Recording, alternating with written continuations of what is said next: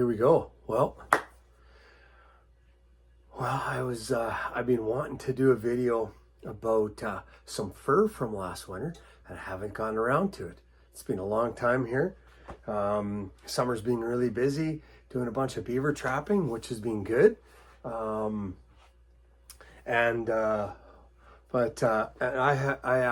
received fur back from 2 different tanneries, and I actually have not rolled these furs through my fingers yet. And I've hung up a bunch of fur here. I'm going to take and check each of these out individually here, and I'll show them to the camera there, and we'll talk a little bit about them. I've been eagerly anticipating this day. This is what it's all about. These are super prized possessions that I chased hard last winter, and I was rewarded handsomely. And a really cool story is a good friend of mine, Vince from New Jersey, came out on a trapline adventure, and we hit the jackpot. Bunch of animals, and so very lucky that he's coming back to Alberta for a moose hunt, and I'm going to bring him a Wolverine and a wolf and a lynx and some other stuff, a coyote. And so yeah, some of his fur is actually hanging here, and last but not least here's a bundle of beavers that I did.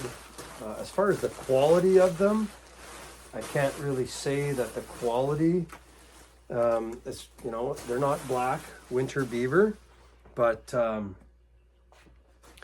there's just nothing quite like getting your fur back from the tannery. Oh man, I love it. Look at that. Just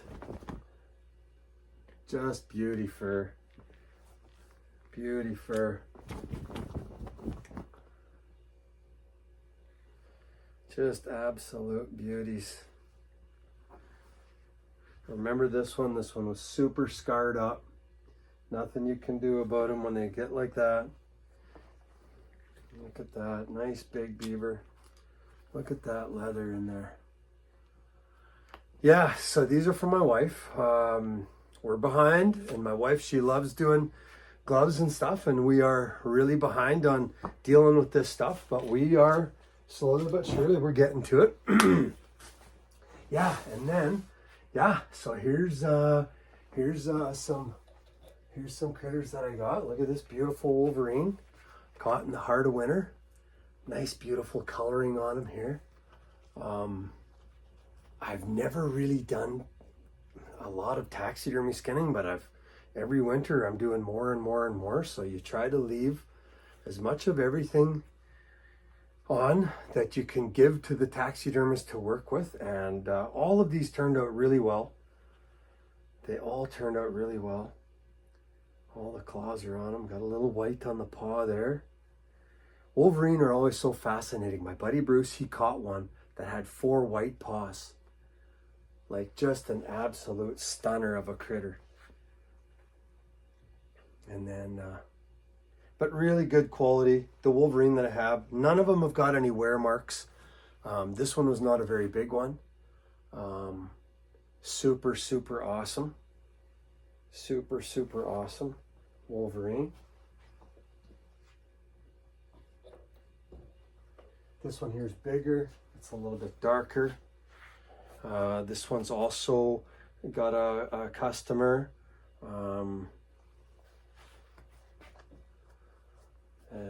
Just a really, they're all so unique looking. Like this one has almost like a horseshoe throat, single mark underneath the chin there. But just a super, super awesome looking, big, huge male Wolverine. Like this thing is huge. Just apex predator right there. He looks after himself in the wild. Doesn't matter if it's bears or cougars or wolves. This is the world's biggest weasel right here. and it has zero fear. And I'll tell you, you want to know one of the most awesome feelings in the world, be in the wild running around with these critters. Oh man, I can't wait. It's September right now. We're getting pretty close. I'm heading actually into the mountains this weekend to get a bunch of work done. Here's Vince's beautiful lynx. Just an absolute giant smoker of a Canadian lynx. Pulled out of the mountains of Alberta. Just, you know, they don't spot up like the bobcats do. But look at that. Just super, super, super beautiful lynx. And their legs are so long. Like, look at that. Little tiny tail. Beautiful lynx. Just, they're so soft. It's amazing that the prices of these can ever be low. It's just stunning to know that there could be a season that lynx would be priced low. Like, look at that. Just the softest fur, like for a larger animal. Longer fur, but soft as a marten. Get into these wolves right away. Show you some coyotes. This was the biggest coyote that I got last year. Also for Vince. Vince wanted to do one up. Super, super huge coyote. Huge, huge coyote. But just an absolute gem. Just a monster warrior of a coyote. Big, he measured 73 inches on the stretcher. Nose to the tail tip. Just an absolute monster. Coyotes around here, they don't get bigger. I've taken a lot of them. But just a real beauty. A beautiful coyote. Look at that. Look at that coyote. Just a stunner of a coyote. A giant. Again, it leaves a tattered mess, and I always talk to taxidermists, but I kind of feel like I'm wasting their time. I'm always asking them questions, and I kind of always feel like, man, I wish they feel like I should be getting out of their shop, like giving their time to me. But I'm curious how they do it. But yeah, you know, you try to leave all these eyelids, right? You leave them the eyelids and you leave them the lips, and you want them to be able to use the genuine article there to get that all wrapped back up. Ears, split the ears. So, Vince is gonna like that, man. Yeah, there you go, Vince, man. They don't get any bigger than that around here, buddy. And then here, what I've got right here is I've had this guy hanging in my garage for a while. This coyote right here, and I didn't know what I wanted to do with it, but I knew I wasn't going to take and get rid of it. But this is a coyote and a red fox. I mean, if you look at that, they are extremely, extremely close in coloration. Like, look at that. Isn't that amazing? Like, I see guys in the US, they get black foxes, or black coyotes, and it just takes and scratches me right where I itch. I've never gotten a black one, but this here is just a stunner of a red coyote. Like, it would pass for an Irish setter long before it would a coyote, let me tell you. And look at that thing. Just an absolute stunner of a coyote. Again, same thing. Lucky for me, this thing measured 72 inches on the board. And look at the white. Yeah, I'm fine if this thing takes and hangs on my wall. Us trappers, we know what it's like to take and put decorations up. Don't need no pictures. Just hang a fur. Boom, score. Well, we'll get to this baby here in a minute. Well, what do we got here? We've got this here.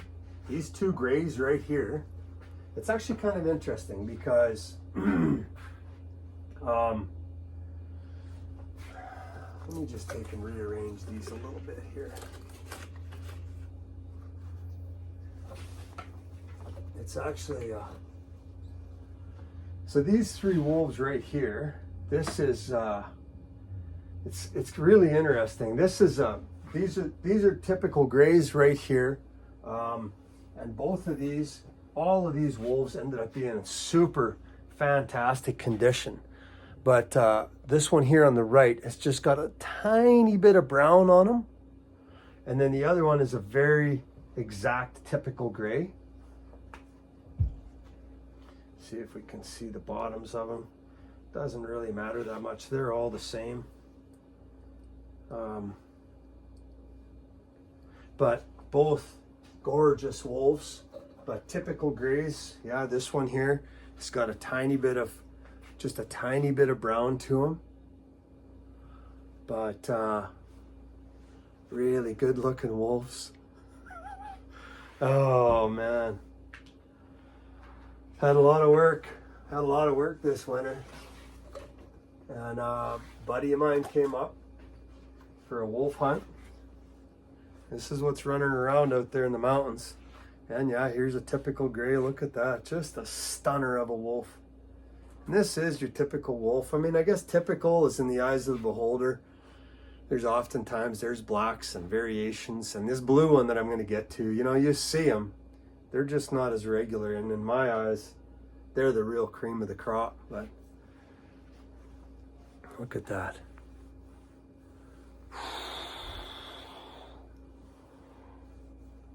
Man, look at that fur. Man.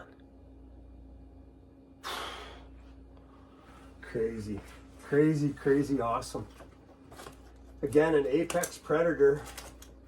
You know, this thing doesn't start eating grass when it runs out of chow. And then here's, here's kind of another interesting color kind of variation. It's kind of like a wolf that doesn't know whether or not it wants to be a gray or a black. But very unique in its own way. The fascinating thing that I find about a wolf like this too is how dark their face gets. Like, you see the rest of the body, right? But yet when you take and mount a wolf like this, and you take and have these nice black legs, you see the legs are the same way. Legs and tail are black. So you come off of a lighter back, but the tail and the back legs are very, very dark. Just a stunner of an animal. But depending on how you hold them in the light, you know, they come off looking lighter. But at the same time, if they're just a little bit shaded, you know, they'll get dark. So yeah, kind of an interesting, really interesting black wolf. And then this guy here, this was a super midnight wolf. And everything about this wolf was perfect. It's the only wolf that I caught last winter that had any sort of damage. I've never really figured out what it was that got him, but both of the ear tips. Something got on both of the ear tips. So I've already kind of figured out what, I have another wolf that had big time belly slip, just a monster of a wolf. And now I've finally figured out enough reason to get it tanned. And then at least I'll have matching ears for him if I ever need to take and get rid of this thing for like a full mount taxidermy job. But look at that thing. A stunner. I mean, I'm in a pretty bright light. I don't want to be in a shaded area where you guys can't see what I've got going on here. But this is the midnight black, pitch black wolf right here. Just an absolute stunner of an animal. All of these wolves were over 90 pounds, but all average. Sorry, I shouldn't say that. There was a wolf that was in its 80s, and then everything else was in the 90-pound range. I think one made it over 100, but just. The only wolf that I caught that was well fed was this blue. And this is, for me, this is like the pinnacle of my trapping career so far, to catch this wolf. When I first saw this thing laying on the ground, it felt like an hour passed in 2 seconds till I realized what I was looking at. Like, I knew what I was looking at, but the color of this thing was just, and again, like, depending on the light and the shade and how you move around this thing, this is what you'd call a blue wolf. Like, it can look like a gray wolf. It can look like a blonde. It can look like a black wolf. But the reality is, when you take and you walk around it in some decent color, what you're looking at is a blue wolf. And I've seen a lot of them, and I will say that they don't look the same. From one to the next, they don't look the same. This wolf here, what I really like about it, it has some interesting qualities. All the paws are white. Not the paws, but when you get down to the toes, they're all white. Legs are darker, so it gives it some nice contrast. And then the real beauty of this particular wolf is how dark its face is. And again, the light is pretty bright in here, but when you really break it down, this wolf has a very, very dark face in contrast with how light the rest of the animal is. And yeah, super pumped. Oh man, I'm 17 minutes in. I wanted it to be 15 or less. Well, there you have it, folks. This is my last winter. Hope you like and subscribe my videos. I'm actually, I'm just off to the mountains here this weekend with my son Barrett. We got a bunch of work to do. All the hunting, most of the hunting seasons are open, and so we got some tags in our pocket. We're going to be doing less hunting than we are anything else, but yeah, just super excited. Got a bunch of people that want to come out and see what Solo Trapper is up to in the mountains this year, so I'm really pumped about that, and really excited at the possibility of getting some more harvesting done. Chasing wolves primarily, that's number one. Wolves and Wolverine, and so we'll see how it goes here this winter. So just wanted to let you guys kind of have a look at the cream of the crop of what I caught last year. I hung on to most of my stuff so far. I ended up sending a bunch to the auction, and it did not do very well at all. Had nothing to do with fur quality. It's just a bunch of unrest in the world and everything else contributing to people not buying fur and fur buyers not being at the auction. And so, but we're going to keep on keeping on, and I'm expecting a really busy winter, and I just can't wait for the snow to fly. I finally got back into a snowmobile, and I found the right machine. I got a 4-stroke Ski-Doo, liquid cooled, air cooled, just putting a track on with some deeper lugs. And super excited about this winter. I can't hardly wait. And good luck trapping, everybody, and I hope you enjoyed the video, and we'll see you on the trap line soon. Over and out. Good luck, everybody.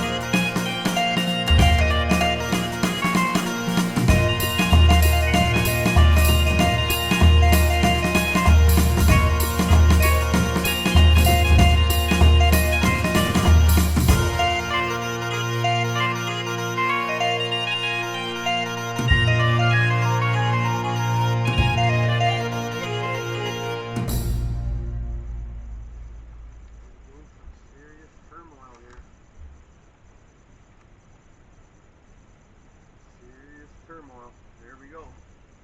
Let's see what we got.